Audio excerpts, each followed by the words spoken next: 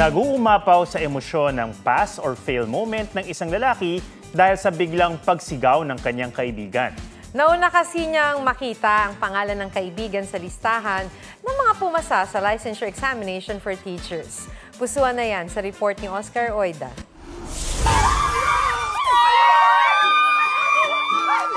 Legit na reaksyon yan ng magkakaibigan.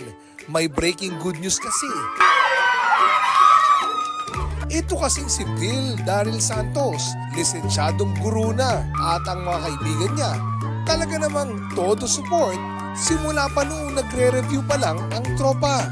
Nung una, hindi mahanap sa listahan ng mga pumasa sa licensure examination for teachers ang pangalan ng kaibigan kaya medyo kinabahan ang barkada. Di raw nila alam kung paano siya i-comfort sakaling hindi nakapasa. Pasado na rin kasi ang iba pa niyang kasamahan. Netizens, tila nalitok. Comment pa ng ilang netizen. Para namang siya ang nagpaaral.